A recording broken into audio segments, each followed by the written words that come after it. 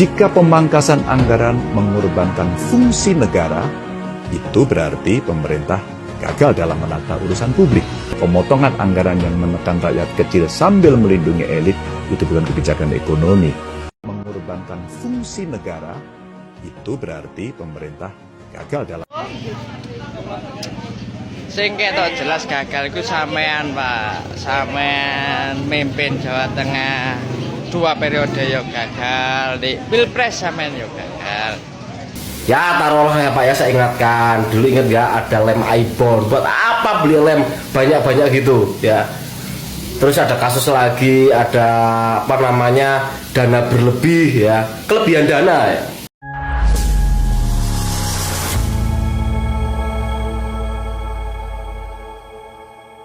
Assalamualaikum warahmatullahi wabarakatuh, saudara-saudaraku sebangsa dan setanah air. Dimanapun kalian berada, semoga kalian selalu dalam kondisi sehat walafiat. Berjumpa lagi dengan saya di Gaspol Update. Kami bukanlah buzzer pihak manapun, kami hanya menyajikan keputusan ada di tangan Anda. Teman-teman, ini ada video yang menurut saya cukup menarik, yakni tentang Pak Uban yang tiba-tiba saja akhir-akhir ini kembali gentayangan di banyak media sosial ya. Seperti biasa, begitu muncul pasti ada saja orang yang disalahkan. Karena menurut saya justru sangat aneh jika yang bersangkutan muncul ya ke permukaan, bikin konten tapi nggak ada yang dikambing hitamkan. Itu justru aneh. Kayaknya sih itu nggak mungkin ya. Iyalah, dan kali ini dia muncul dengan muncungnya yang sok pintar ya, mengomentari program pemerintah terkait efisiensi dan menyebut bahwa negara gagal jika melakukan efisiensi anggaran tetapi fungsi negara terganggu. Waduh, waduh, waduh, yang terganggu itu fungsi negara. Apa partai Anda, Pak? Hah? Negara yang terganggu apa partai Anda gitu loh, karena upetinya berkurang. Partai Anda terganggu apakah negara, Pak? Coba ya jawab. Koclak, koclak. Hari gini masih mau ngibulin rakyat, udah nggak zaman ban, Uban. Aduh. Nah, bagaimanakah videonya dan bagaimanakah respon netizen? Mari kita tonton bersama, kemudian mari kita komentari bersama di bagian akhir video. Ini dia.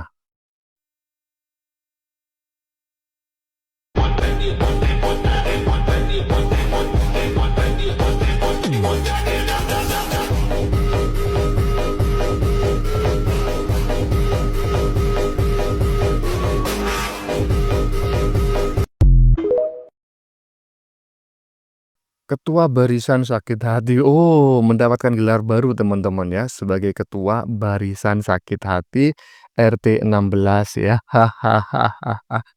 Pak Uban kritik pemangkasan anggaran, sebut pemerintah gagal jika fungsi negara terganggu ya. Pak Uban kritik pemangkasan anggaran. Woi, aduh. Lanjut, lanjut. Mengorbankan fungsi negara, itu berarti pemerintah gagal dalam. Sing ketok jelas gagal iku sampean, Pak. Sampean mimpin Jawa Tengah 2 periode yo gagal, di Pilpres sampean yo gagal. Kebijakan urung dijalano sampean wis ngomong gagal. Cara produk sampean urung nggawe, sampean wis muni gak apik. Nah, iku contoh-contohe wong sing gak iso move on teko kekalahane. Iki cuma pendapat pribadi. Ya Pak ya. Salam sehat. Assalamualaikum. Ya, pendapat netizen ya, terutama di bagian agak depan tadi, saya sangat tergelitik sekali teman-teman ya. Jadi netizen barusan kan mengatakan bahwa yang gagal bukan negara, Pak, yang jelas-jelas gagal itu adalah diri Anda. Iya, betul memang, ya kan? Iya, yang gagal bukan negara, mana ada negara gagal, yang gagal adalah diri Anda. Sudah jelas-jelas Anda gagal mencalonkan diri sebagai calon presiden ya, walaupun 2 kali menjabat sebagai gubernur Jawa Tengah, tapi sikap Anda yang kemelinti dan tunduk patuh kepada ibu ketum partai itu akhirnya ya membuat masyarakat Indonesia mengalihkan pilihan dan dukungannya kepada paslon 02. Jadi Pak Uban, yang gagal itu bukan negara tetapi Anda. Keren kali netizen barusan. Lanjut, lanjut. Jika pemangkasan anggaran mengorbankan fungsi negara, itu berarti pemerintah gagal dalam menata urusan publik. Pemotongan anggaran yang menekan rakyat kecil sambil melindungi elit itu bukan kebijakan ekonomi. Aduh, mantan gubernur saya si Ganjar nongol lagi. Harus diingat Pak, dulu ya sering sekali banyak pemerintah kita, orang-orang di instansi kita ya, mereka menggunakan dana itu sangat menghambur-hamburkan. Ya taruhlah ya Pak ya, saya ingatkan dulu, ingat gak ada lem iBond, buat apa beli lem banyak-banyak gitu ya. Terus ada kasus lagi, ada apa namanya, dana berlebih ya, kelebihan dana ya. Ya itu kan kasusnya teman kamu Pak ya, si Anies Baswedan. Itu contohnya gitu aja ya. Banyak hal-hal yang sifatnya tidak penting tapi di situ menjadi sisi yang bisa untuk dikorupsi. Nah Bapak Prabowo tidak menginginkan itu ya. Bangsa ini sudah banyak carut marut dan juga pemborosan pada hal yang tidak penting. Tapi jika itu penting, itu bangsa dan negara, kenapa tidak? Ya kan? Itu. Jadi toh juga banyak teman-teman dari Anda Pak Ganjar ya, yang bermasalah juga kan, yang ketangkep juga kan, gitu. Iya, barusan adalah Mas Prahen Wijaya yang mengomentari mantan gubernurnya 2 periode ya, yang katanya tadi, waduh, mantan gubernur saya 2 periode nongol kembali. Iya, seperti apa yang saya sampaikan pada saat opening ya. Memang Pak Uban ini udah lama nggak muncul ke permukaan begitu. Dan sekali muncul seperti yang sudah saya sampaikan gitu kan, ya kalau nggak kalau nggak mengkambing hitamkan orang, mengomentari pemerintahan ya nggak ada lagi ya kan, karena memang sudah semacam itu bawaan dari orok kayaknya. Sebetulnya justru masyarakat ini menunggu klarifikasi dari yang bersangkutan ya terkait kasus EKTP, kemudian juga Bank Jateng kalau nggak salah ya, yang katanya ya ada aliran dana dari bank tersebut yang mengalir ke kantongnya Pak Uban. Muncul-muncul bukannya melakukan klarifikasi terkait kasus yang menjerat dirinya, malah mengomentari pemerintah terkait efisiensi.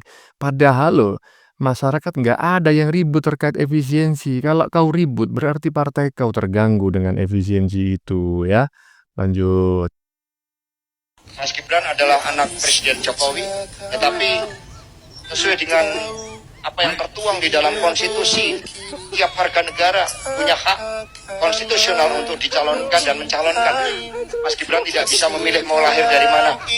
Nah, untuk itu proses itu juga dibuka oleh PD Perjuangan. Yang penting seluruh calon-calon tersebut termasuk Mas Gibran juga mengikuti seluruh proses kaderisasi kepemimpinan yang disiapkan oleh partai. Kalau kita lihat di negara-negara maju yang menjadi contoh bagaimana berkembangnya demokrasi, di Amerika Serikat kita juga melihat bagaimana, saya ingat ketika saya bertemu dengan Presiden Jokowi di Istana Merdeka menjelang Mas Gibran dan Mas Bobi mau mencalonkan sebagai wali kota Solo dan wali kota Medan. Saya mengatakan kepada Pak Presiden Jokowi sekaligus untuk menguji keseriusan beliau di dalam mencalonkan anak dan menantunya. Pak Presiden, apakah betul Bapak mau mencalonkan Mas Gibran dan Mas Bobi sebagai wali kota? Loh kenapa Pak Sekjen? Karena ketika Mas Gibran dan Mas Bobi sebagai wali kota, maka otomatis dia menjadi pejabat negara. Dan ini akan sangat rawan terhadap berbagai bentuk gratifikasi, suap, dan berbagai tindakan korupsi lainnya. Presiden Jokowi sempat termenung saat itu. Dan kemudian dari situlah saya merasakan bahwa pertanyaan saya ini sangat mengusik perhatian dari beliau. Karena saya tegaskan bahwa ketika Mas Gibran dan Mas Bobi menjadi wali kota, maka dengan mudah akan terkena operasi tangkap tangan dari KPK dan juga aparat penegak hukum yang... Mau ngeles gimana Pak Sekjen? Jejak digital nggak bisa diabaikan begitu saja. Betul sekali. 100% Bang, betul. Yang namanya jejak digital sampai kapanpun tidak akan pernah hilang, bahkan mungkin sampai kiamat. Cuman mungkin dia lupa kalau doi pernah ngomong gitu. Ya, teman-teman, video yang barusan kita saksikan ya, 2 video, saya jadikan satu karena berasal dari orang yang sama dan membahas perkara yang masih sangat relate menurut saya, tetapi perlu diketahui bahwa video yang barusan kita saksikan sudah tidak memiliki hubungan dengan 3 video, yang kami sajikan sebelumnya ya. Kalau yang sebelumnya tadi membahas Pak Uban yang tiba-tiba muncul mengomentari efisiensi anggaran dan menganggap negara gagal jika melakukan efisiensi, tapi fungsi negara terganggu ya. Sedangkan video yang baru saja kita lihat ya, walaupun masih berasal dari partai yang sama, tetapi eee topiknya sudah berbeda ya. Barusan ini mengomentari tentang, tuduhan si Moncong Kura-Kura kepada Jokowi ya, yang katanya, berusaha melemahkan KPK melalui dengan cara merevisi, Undang-Undang KPK pada tahun 2019, yang ternyata ya jejak digital yang ditemukan oleh para ternak Mulyono, keren kan? Iya, ternak Mulyono itu keren ya. Jadi nggak mudah percaya dengan omongan orang-orang ya, hoak-hoak yang disebarkan. Nah, faktanya, eee, tuduhan yang disebarkan atau dilayangkan oleh si Moncong Kura-Kura melalui video yang disimpan di Rusia katanya itu, ya kan, itu bertolak belakang dengan apa yang dia sampaikan sendiri beberapa waktu yang lalu, di waktu yang lama, ya kan? Iyalah. Apalagi juga, mulai banyak diungkap oleh ternak-ternak Mulyono yang lainnya bahwa rancangan revisi Undang-Undang KPK pada tahun 2019 itu diajukan oleh anggota DPR sendiri dan 2 berasal dari Partai Kebo, salah satunya adalah Masinton Pasaribu. Aduh, tapi yang dituduh Pak Jokowi. Aduh, ya macam kayak gitulah. Oke teman-teman, sudah kita saksikan bersama beberapa video yang sudah kami sajikan. Tadi di bagian depan kita lihat bersama video tentang netizen yang berkomentar bahwa sebetulnya yang gagal itu bukanlah pemerintah, melainkan Pak Uban sendiri. Sepakat ya. Ya iyalah, ya gimana nggak gagal ya, wong cuma dapat 16%. Dan, lawannya paslon 02 mendapatkan 58,2%. Jauh Bro, jauh ya. Maupun menggugat ke MK, menggugat ke malaikat Ijroil, mau menggugat kemana pun nggak bakal bisa ya. Tapi gayanya yang nggak ketulungan emang orang ini. Jadi menurut saya ya nggak salah lah jika banyak neti yang menyebut bahwa ini orang, sangat kemelinti. Ingat loh ya, Jokowi dapat suara banyak pada Pilpres 2014, 2019 ya.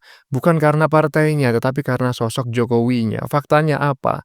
Pak Uban pada tahun 2024 kemarin mencalonkan diri sebagai presiden, didukung oleh partai yang sama, cuma dapat berapa persen? 16% ya. Oke teman-teman. Konten yang baru saja kita saksikan ini adalah, tentang Pak Uban, yang tiba-tiba saja akhir-akhir ini gentayangan di banyak media sosial ya. Seperti biasa, begitu muncul pasti ada orang yang disalahkan ya, karena, sangat aneh jika yang bersangkutan ini muncul ke permukaan, bikin konten, tapi nggak ada yang dikambing hitamkan ya, bukan Pak Uban namanya, hahaha, dan nggak mungkin lah ya itu terjadi ya. Dan kali ini, dia muncul ya, tadi sudah kita lihat bareng-bareng videonya, dengan muncungnya yang sok pintar itu menyebut bahwa negara gagal jika melakukan pemotongan anggaran atau efisiensi, tetapi fungsi negara terganggu. Waduh waduh waduh, yang terganggu itu fungsi negara, apa upeti ke partaimu, Pak, ya? Negara apa partaimu yang terganggu karena keuangannya mulai menipis, ah? Aduh, koclak koclak. Hari gini masih mau ngibulin rakyat, nggak mempan, Pak. Ubahlah strategi Anda, jangan macam kayak gitu, ya toh? Iyalah. Bagaimana menurut kalian? Keputusan ada di tangan Anda, silakan tulis di kolom komentar baik Anda yang setuju maupun yang tidak setuju dengan isi konten ini. Sebelumnya saya memohon maaf jika dalam penyajian konten ini ada kata-kata yang menyinggung, kurang tepat penggunaannya, atau ada data yang dianggap keliru atau salah. Saya memohon maaf yang sebesar-besarnya. Kita jumpa lagi di lain video. Salam NKRI.